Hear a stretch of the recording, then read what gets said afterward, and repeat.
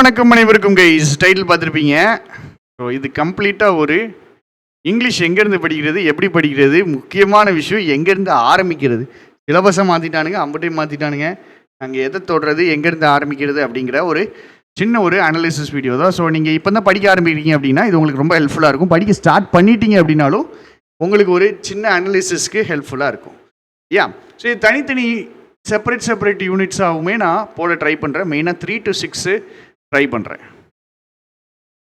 இங்கிலீஷை பொறுத்த வரைக்கும் கிராமர் 25 கொஸ்டின்ஸ் கொடுத்துருக்காங்கங்க.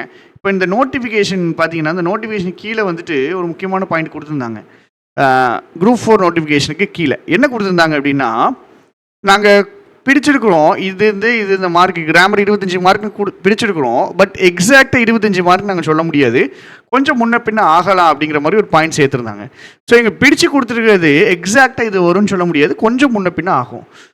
பட் கொஞ்சம் தான் முன்ன பின்ன ஆகும். 25 கொடுத்துட்டு உங்களுக்கு 35 கொஸ்டின்ஸ் கேட்க மாட்டாங்க, அந்த மாதிரி ப்ராப்ளம் வராது.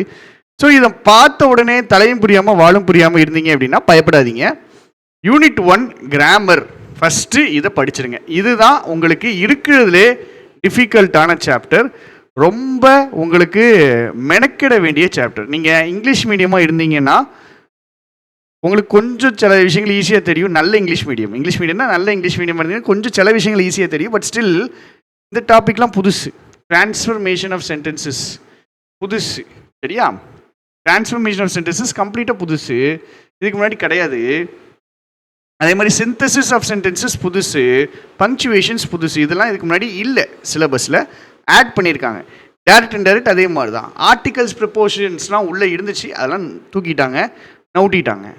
ஸோ கிராமர் பார்ட்டு டிஃபிகல்ட்டாகத்தான் இருக்க போகிறது. இதை பொறுமையாக நீங்கள் படிக்க வேண்டியது உங்கள் ஷெட்யூல் எப்படி இருக்குன்னா, டெய்லி ஒரு கிளாஸ் கிராமர் பார்க்கணும். சார் கிளாஸ் எங்கே சார் பார்க்குறது? நம்ம கிளாஸ் இருக்குது, நம்ம இந்த சேனல்லே இருக்கும். கிராமருக்கு டெய்லி காலையில் 6 மணிக்கு லைவ் போகுது. ஒரே ஒரு நாள் மட்டும் பார்த்தீங்கன்னா 40 பேர் வந்தானுங்க. அதுக்கப்புறம் பார்த்தீங்கன்னா ஒரு 10-15 அப்படியே மெயின்டைன் ஆகுது. இல்லை எனக்கு கம்ப்ளீட் கோர்ஸ் வேணும்னா நம்மள்ட்ட கோர்ஸ் தனியாக இருக்குது, வேணும்னா நீங்கள் யூஸ் பண்ணிக்கலாம். தமிழில் பார்த்த மாதிரி தான் நாங்கள் 2018 நான் கிளாஸ் எடுத்துகிட்டு இருக்கேன். இங்கிலீஷ் கிளாஸு டிஎன்பிஎஸ்சிக்கு 7 வருஷமாக நான் எடுத்திருக்கேன். ஸோ மொத்த அந்த 7 இயர்ஸ் எக்ஸ்பீரியன்ஸையுமே யூஸ் பண்ணி தான் இந்த கோர்ஸ் டிசைன் பண்ணியிருக்கோம். இந்த கோர்ஸ் பார்த்தீங்கன்னா 7 யூனிட்டுமே உங்களுக்கு ஃபுல்லாக கவர் ஆகிரும். சரி, எனக்கு கிளாஸ் மட்டும் தான் இங்கிலீஷ் மட்டும் தான் கவர் ஆகுமானா கிடையாது, கூட சேர்ந்து ஆப்டிடியூட் மென்டல் எபிலிட்டி கிளாஸஸும் கவர் ஆகிரும்.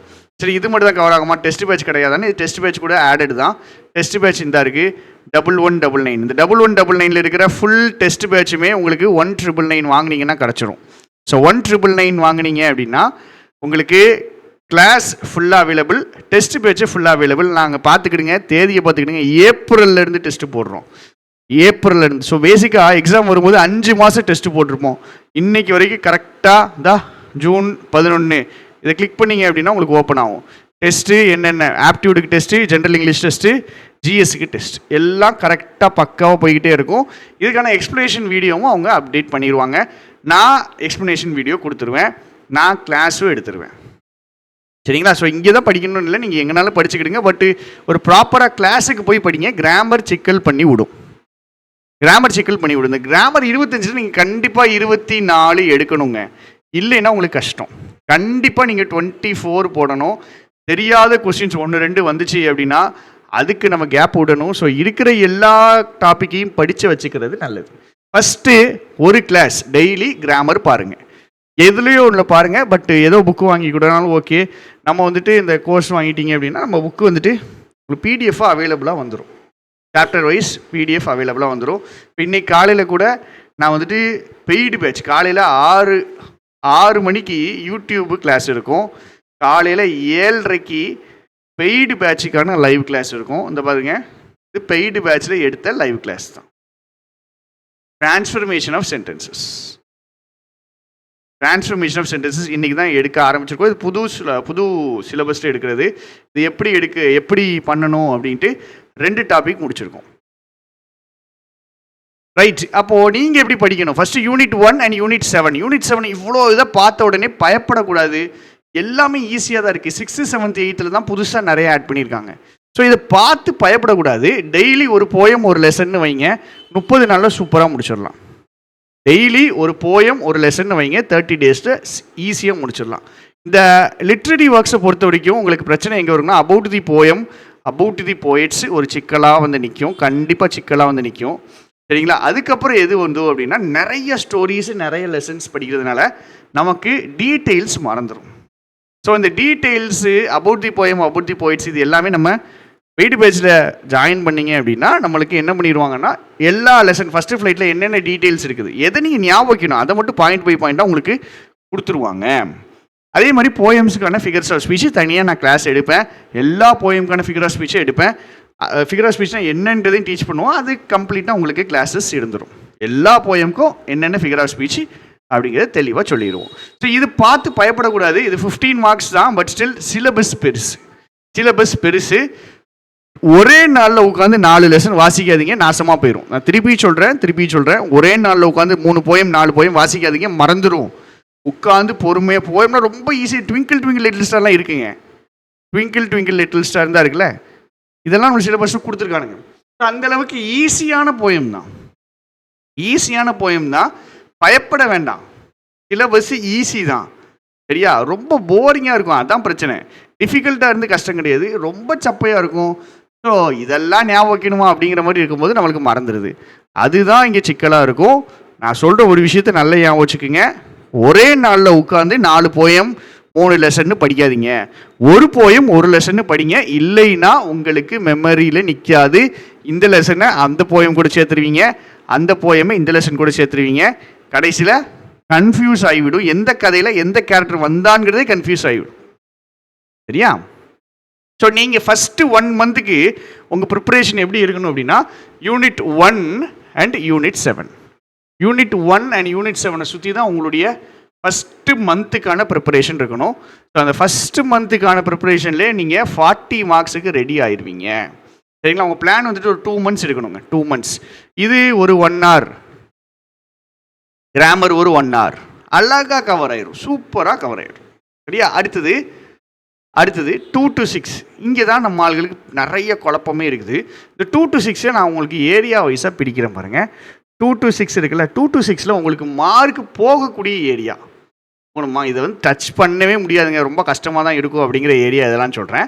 சினோனிம்ஸ் ஆன்டோனிம்ஸ் பார்த்தீங்கன்னா போனேன் குரூப் 2 ப்ரிலிம்ஸ் ஈஸியாக இருந்துச்சு, மெயின்ஸில் செஞ்சுட்டாங்க, தொடவே முடியலைங்க, ஒன்றுமே பண்ண முடியல.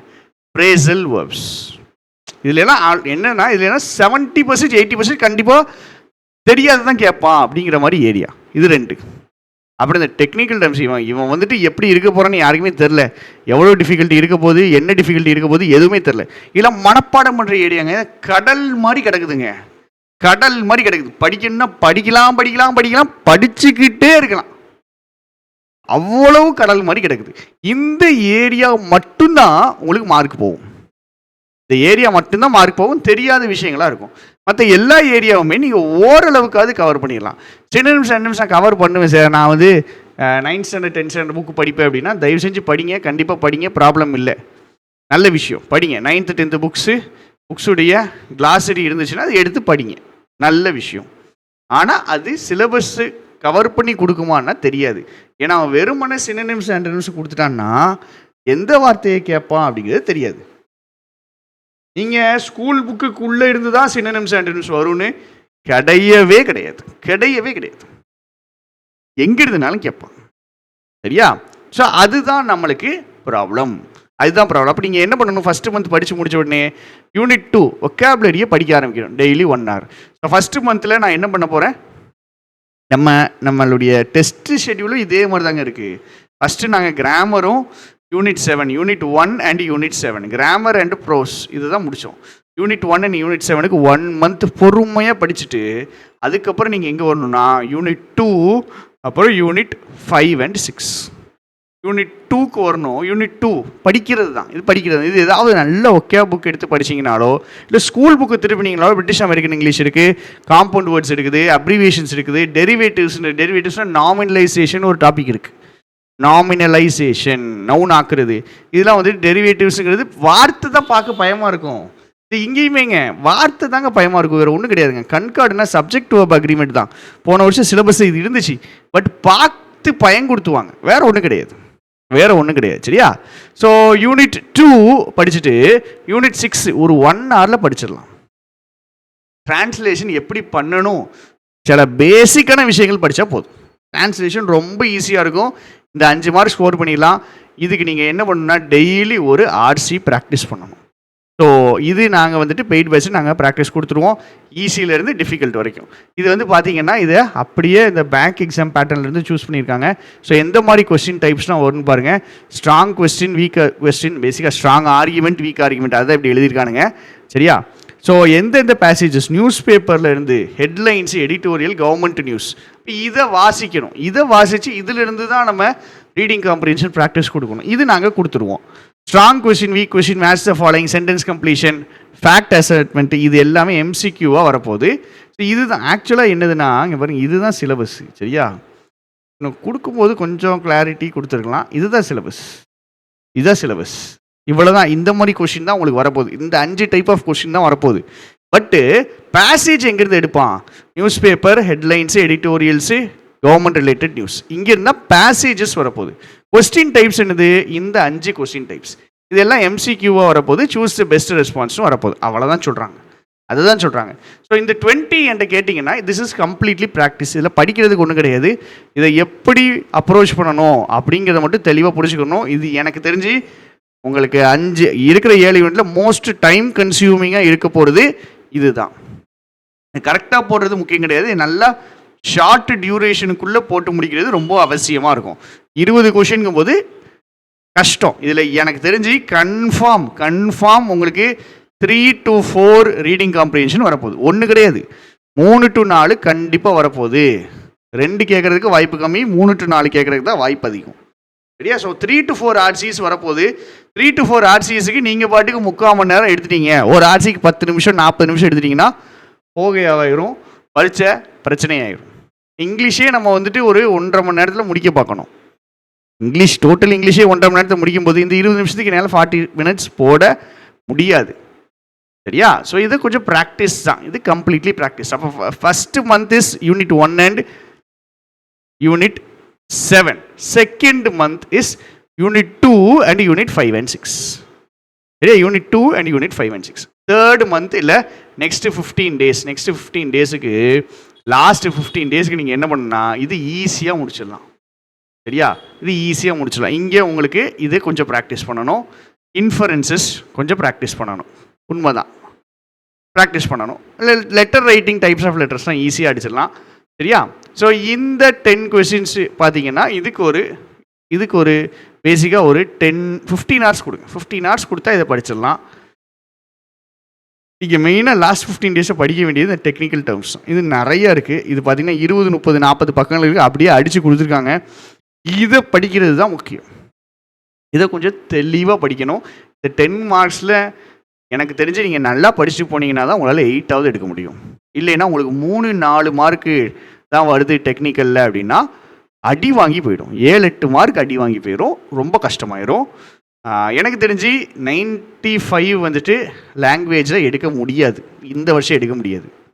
90+ தான் எடுக்க முடியும், இங்கிலீஷ்லேயும் சரி தமிழ்லையும் சரி. ஏன்னா நிறைய இடங்களில் செக் வச்சுட்டான், அந்த இடங்களை தாண்டி போகிறது கஷ்டம் தான். 85 to 90 தான் நிறைய பேர் இருப்பாங்க. சரியா? ஸோ 3 monthsக்கு தெளிவாக 2.5 மாதத்துக்கு கொடுத்துருப்பேன். ஃபஸ்ட் யூனிட் 1 and யூனிட் 7, அதுக்கப்புறம் யூனிட் 2 and யூனிட் 5. சரியா? அதுக்கப்புறம் நீங்கள் யூனிட் 2 and யூனிட் 5 and 6. அதுக்கப்புறம் நீங்கள் என்ன பண்ணணும்? Unit 3 and 4. Unit 3 and 4 last வச்சுக்கலாம். யூனிட் 4ல் பார்த்தீங்கன்னா நிறைய மெமரைசேஷன் நிறைய பண்ணணும். இந்த பிங்க் கலரில் அடித்த எல்லாமே மெமரைசேஷன் பண்ண வேண்டியது, க்ரீன் கலரில் அடித்ததெல்லாம் ப்ராக்டிஸ் பண்ண வேண்டியது. சரியா?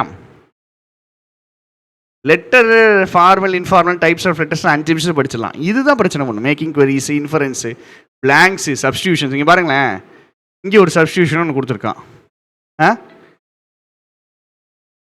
இங்கே ஒரு 1 word சப்ஸ்டியூஷன் கொடுத்துருக்கான். இங்கே ஒரு சப்ஸ்டியூஷன் கொடுத்துருக்கான், இங்கே 1 word சப்ஸ்டியூஷன் கொடுத்துருக்கான். எந்த பேசிஸில் கொடுத்துருக்கானுங்கன்னு தெரியல. எனக்கு தெரிஞ்சு 2 ஒன்று தான். ஸோ இந்த மாதிரி விஷயங்களுக்கும் நீங்கள் பயப்பட வேண்டாம். ஸ்லோவாக அப்படியே பார்க்க ஒவ்வொரு டாப்பிக்கை முடிக்க ஈஸியாயிரும். அழகாக பண்ணிடலாம். பட் நல்லா புரிஞ்சுக்கிடுங்க, எல்லாருக்குமே இந்த தடவை லாங்குவேஜ் அடி வாங்கும். நான் வந்து தெளிவான ஒரு கால்குலேட்டர் கெஸ்ட்டில் சொல்கிறேன், 90+ தான் இப்போ இனிமேல் ஆவரேஜாக இருக்கும்.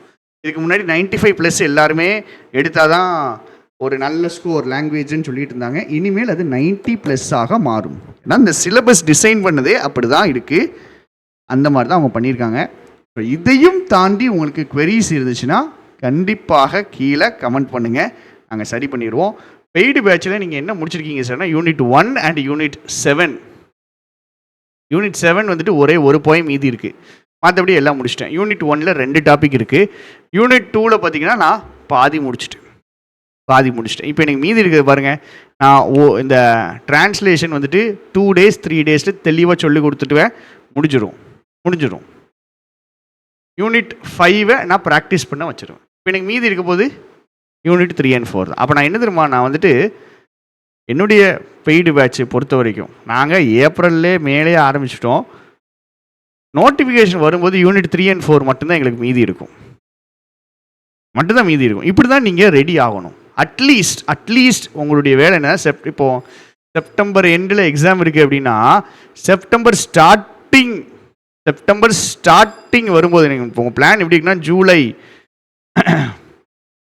ஜூலை 15 to ஆகஸ்ட் 15 இதுக்குள்ளே நீங்கள் என்ன பண்ணீங்கன்னா யூனிட் 1 and 7, இல்லை ஆகஸ்ட் 15 to செப்டம்பர் 5 இந்த 20 days எடுத்துக்கிடுங்க. 20 days unit 2, 5 and 6. இப்போ நீங்கள் என்ன பண்ணணும், செப்டம்பர் 6 to செப்டம்பர் 20க்குள்ளே தெளிவாக யூனிட் 3 and 4 முடிச்சிடணும். லாஸ்ட் 7 days 7 டெஸ்ட்டு இல்லை ஒரு 10 டெஸ்ட்டு போட்டு பார்த்து கரெக்ஷன் பார்த்தோம்னா சூப்பராகிடும். சரியா? ஸோ நீங்கள் ஜூலை 15 ஆரம்பிச்சிங்கனாலுமே இந்த வீடியோ நான் வந்துட்டு ஜூன் 25 போடுறேன். ஸோ ஜூலை 15 ஆரம்பிச்சிங்கனாலே முடிக்கலாம். பட்டு எவ்வளோ சீக்கிரம் ஆரம்பிக்க முடியுமோ அவ்வளோ சீக்கிரம் ஆரம்பிச்சிருங்க. உட்காந்துட்டே இருக்காதிங்க எதை படிக்கிறது அப்படின்ட்டு. டெய்லி 30 daysக்கு தெளிவாக யூனிட் 1 and யூனிட் 7 இருக்குது, அங்கே ஒன்று இங்கே ஒன்றுன்னு படிக்க ஸ்டார்ட் பண்ணிடுங்க. சரியா? Thank you, tata, bye bye.